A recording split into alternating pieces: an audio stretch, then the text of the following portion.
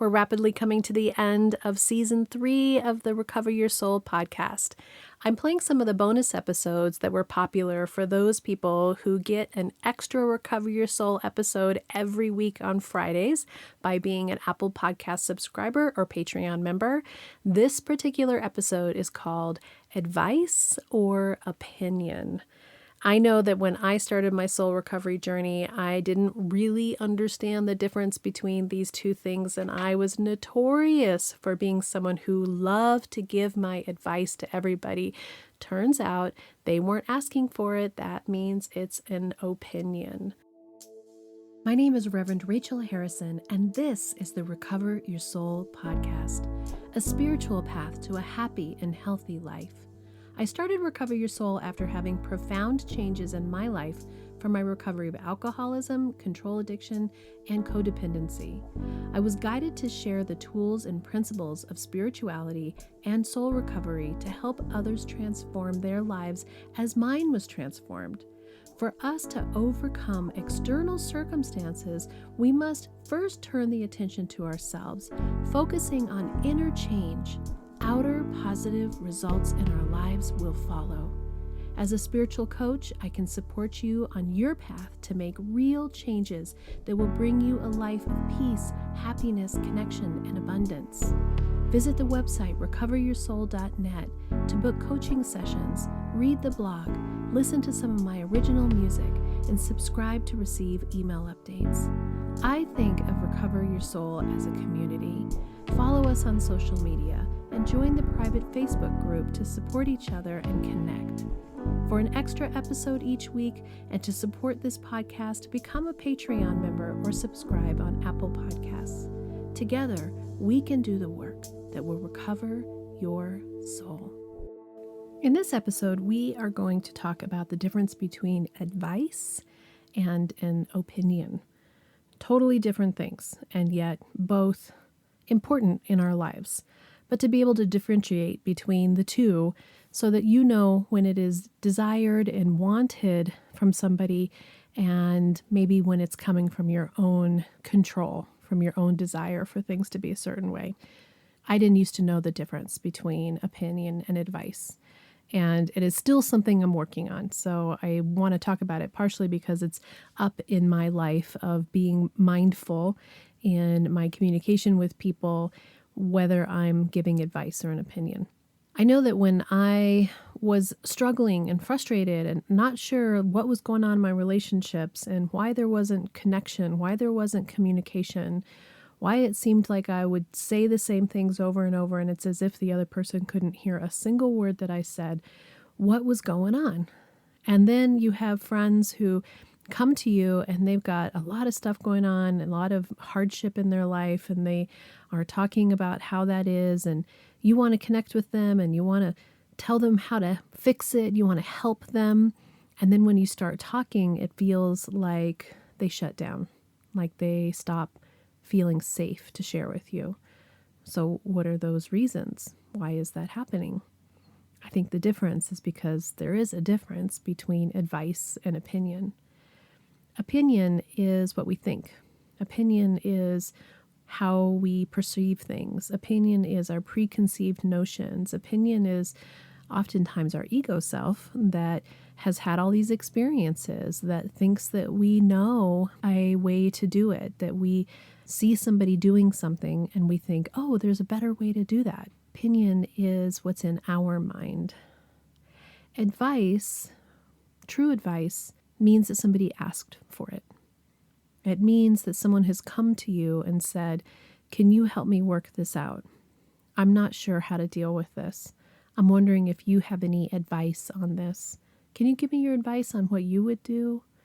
And then when we are coming from an advice place, a healthy advice place, we're also not having an attachment to, if they follow this advice of ours, what's going to be the outcome. When we're really in a healthy place, we can actually try to get our ego self out of the way and be more in connection, listening better, allowing ourselves to hear what's really going on with them, have time to discern, to contemplate where they're at, what's in their lives, not necessarily what you would do, but maybe some advice as to what would be helpful to them. And letting go of the outcome, as I just said, really letting go of if they do this, then they will be all better. That's an opinion. Advice really means, here's what I have to say, take it or leave it. Advice also, when we're in a healthy place and coming from an open spiritual mind, is the direction of source that might be coming through you as you're connecting and really listening attentively to what's going on with them. I know when I'm in opinion mode, I am not really listening as attentively. I catch myself a lot interrupting people. And sometimes I'm interrupting them because I want to hurry up and get to this great thing that I want to say. And every single time I interrupt somebody, I think, slow down.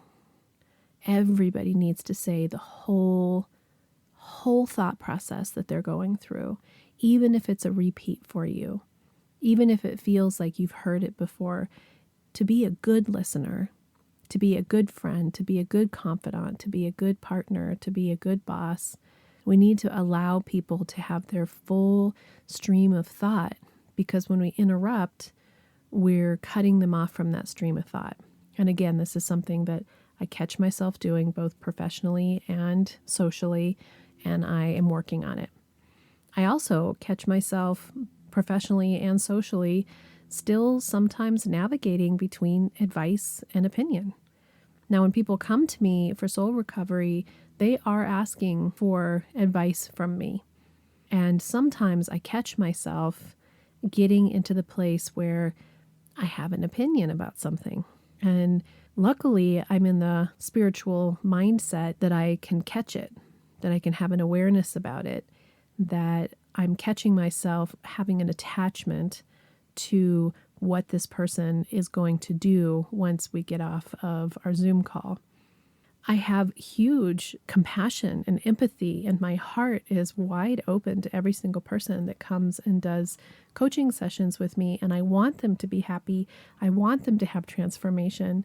I want them to be able to relieve themselves of the pain, but it's important that I'm not attached to the fact that something that I say will be the answer.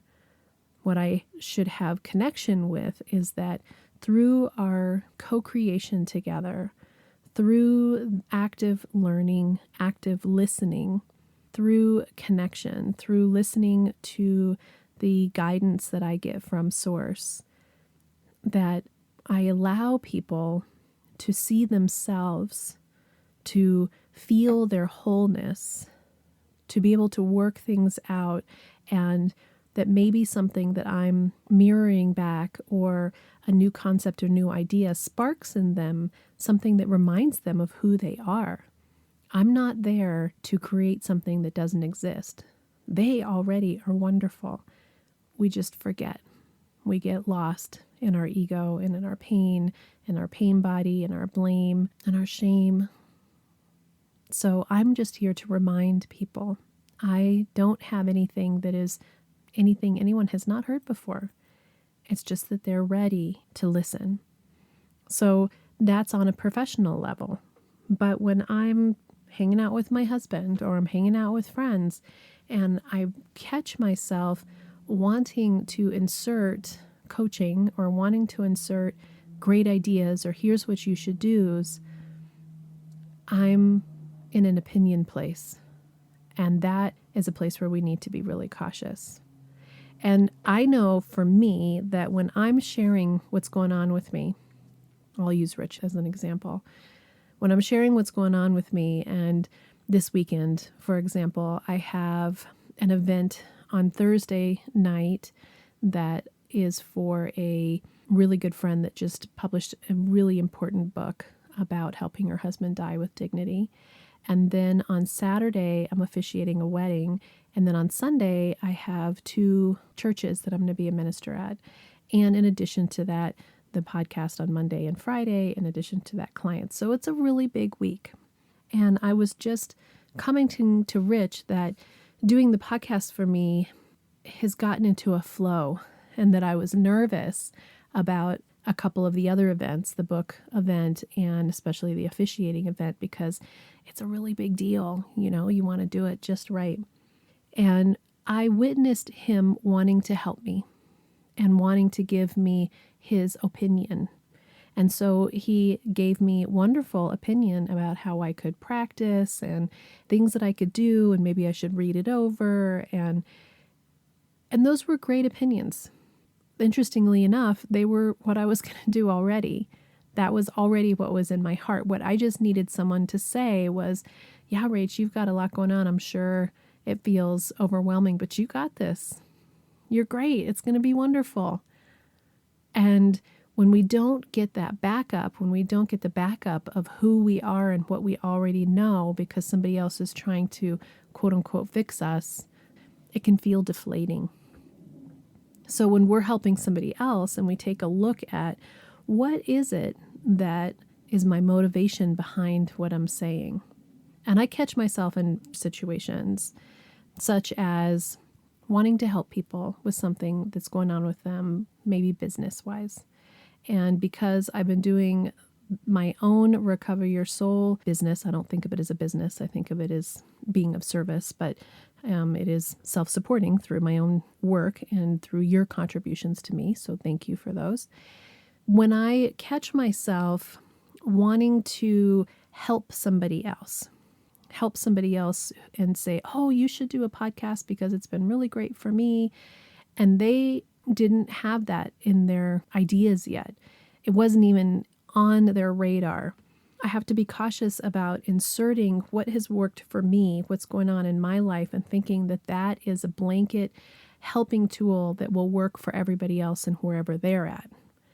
And sometimes it's a spark of insight to share with somebody something that they didn't see in themselves or they hadn't thought of before. So you don't want to totally cut down and not listen to those guidances. But my motivation really is, here's what worked for me. Maybe it'll work for you, instead of listening to what are they interested in? What is their main goal? What do they love doing? What is it that gives them a spark of excitement? What are their talents? Who are they trying to reach? I love it when I'm meeting with somebody who is also self-employed and hearing their ideas about what's going on with them, not that they're telling me, but that you're listening to them be stoked. And then sometimes that'll spark something in me that'll open up an idea, which feels more empowering. It feels better than having somebody sit down with me and say, you should, you should, you should, you should. We're shooting all over ourselves. And we don't want to shoot over anybody else. But when we give people advice, it's a very vulnerable, personal thing that someone's asking for. It means that somebody's entrusting you with their heart.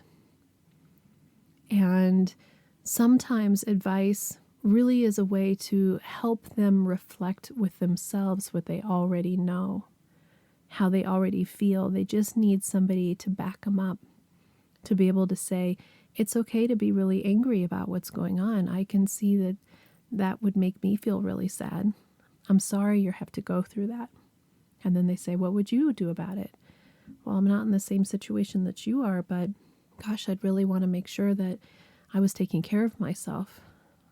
And I'd love to see you take care of yourself too. That's very different than saying to somebody, oh my God, you should leave that no good husband of yours. I can't believe that he does such and such and such and such. Then you have somebody who's in their own experience, feeling their own feelings, having their own push and pull of reasons why they should or shouldn't. And when somebody is adding on to that layers of this is how you should be and this is what you should do and this would be the right thing to do, it's only adding more potential shame and more potential guilt. And coming from shame and guilt is not ever providing us with a foundation of trust, self-growth, self-esteem, the ability to see the value of who we are, to have the strength to navigate through any situation. So again, I'm working on this myself. I'm not perfect at it. That's why I love talking about this stuff, because it helps me remind me remind me who I am and how I want to be in the world. And that by being a better listener, actively listening to what somebody is saying instead of spending that time while they're talking trying to formulate how I'm going to fix it for them. And be mindful and aware of, are they just needing an ear right now? Do they just need love and support? Do they need somebody to remind them that they've got it? I'm here for you if you ever need anything. Those words can be so helpful to somebody. Yeah, I can tell that's really hard. You're really brave for going through that. Wow, that's empowering. Instead of taking the power away of telling somebody what they should be doing when they didn't ask you what they think you think they should be doing. So contemplate that. Think about it. When you're connecting with people and talking to people, and even when you're thinking about other people, are you thinking about what they should be doing? Or are you having empathy and kindness about where they're at, what's going on in their life, and just holding space for them, giving them prayers instead of spending your time and energy by yourself mulling over how they could be doing it different. We don't want people doing that about us. We're all just here trying to figure it out. And the more we allow each other to have the power of our own feelings, of our own decision making, and holding space for somebody else so that they can feel their own strength, the better off we all are. And our relationships are all better off. I hope this was helpful. Until next time, namaste. Are you wondering, how do I go deeper on my path to soul recovery? Or how do I support this great podcast? Well, here's how. Here's your call to action. If you're ready for real inner change and would like to work directly with me, visit the website and book a coaching session. I'm here to support you on your unique path. I'm here to help you let go of the past, to deepen your connection with your higher power, whatever that is for you, and to discover and then step forward into a happy and healthy life. You can also become part of our soul recovery community. One way is to join the support group.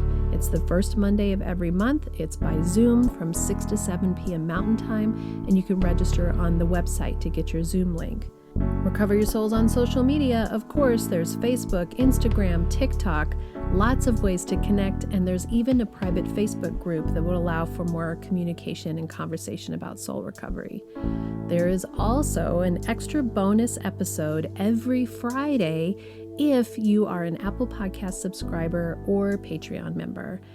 I'd also love all of the listeners to subscribe on the website so that I can keep you informed on what's going on with the podcast, the community, with me, and anything that's up and coming and new and great about soul recovery. Also, if you just take a little bit of time to give me 5 stars, a quick review, and to share the podcast with your friends and family, we're helping even more people to have soul recovery in their lives. If this podcast is providing you spiritual nourishment and inspiration, thank you for going to the website and pushing the donate button, whatever donation feels right to you. This means so much to me because I have this enormous mission of sharing soul recovery with the world, and your donations, your bookings, your subscriptions, your being part of this community is helping that to happen. Together, we can do the work that will recover your soul.